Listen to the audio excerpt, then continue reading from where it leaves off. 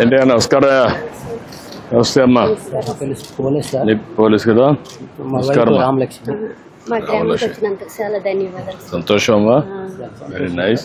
ఏం చదువుకున్నా? పోలీస్ చదువుకోలేదు సార్. చదువుకోలేదు. నువ్వమ్మా? నువ్వు చదువు. డైలీ వేటకెళ్ళి మా తాతల తండ్రుల నుంచి కూడా మేము వేటకెళ్తాం. ఇక్కడ నుంచి వెళ్తారా? ఇక్కడ నుంచి సార్ నైట్ 1 గంటకి నేసి వెళ్ళడం జరుగుతుంది సార్. ఎంతమంది ఉంటారు ఈ ఊర్లో? ఊర్లో 600 కుటుంబాలు ఉన్నారు సార్. ఎంతమంది వేటకి పోతారు? 600 కుటుంబాలు కూడా అందరూ పోతారు సార్. ఇంటికి ఒకరు పోతారా? అందరూ పోతారు. ఇంటికి ఒకరా? ఇంటికి ఒకరు 2 3 ఉంటారు సార్. 2 3 కూడా ఉంటారా? ఈ మధ్య కాలంలో కొంచెం ఇవన్నీ పడవలు వచ్చిన తర్వాత మీకు అన్ని కమ్యూనికేషన్ పెరిగిన తర్వాత ఇంకా యాక్సిడెంట్లు ఎక్కువ అవుతున్నాయి, తగ్గాయా?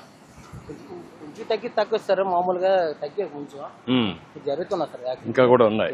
ఈ మోటార్ బోట్ల మీద మాత్రం ఇప్పుడు ఈ టైంలో మాత్రం రఫ్కుంటారు సార్.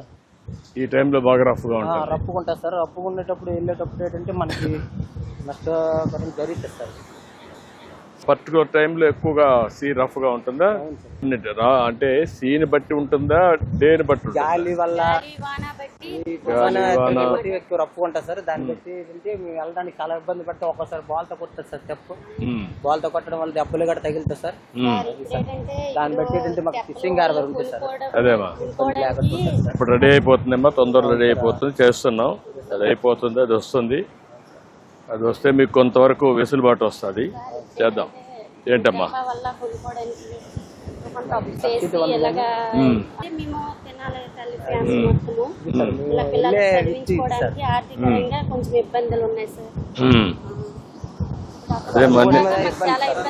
అదేమ్మా అన్ని కనుక్కోవడానికి వచ్చాను. అన్ని విషయాలు కనుక్కొని ఏ విధంగా పరిష్కారం చేయాలి, ఏం చేస్తే మళ్ళీ మీ జీవితాల్లో మార్పు వస్తుంది, మీ కష్టాలు తీరుతాయని కనుక్కోవడానికి వచ్చాను. ఈరోజు ఏదైతే మత్స్యకారుల సేవలో అని చెప్పి డబ్బులు 20,000 ఇస్తున్నాం మీ అకౌంట్లో. అయితే నేరుగా రావాలి, మిమ్మల్ని చూడాలి. ఒకప్పుడు నేనే దీన్ని ఇంట్రడ్యూస్ చేశాను, అప్పుడు కూడా నేనే చేశాను. అప్పట్లో మత్స్యకారుడు చూశాను అవన్నీ. అందుకే ఇప్పుడంతా వచ్చి ఇవన్నీ కూడా చేయాలని వచ్చాం.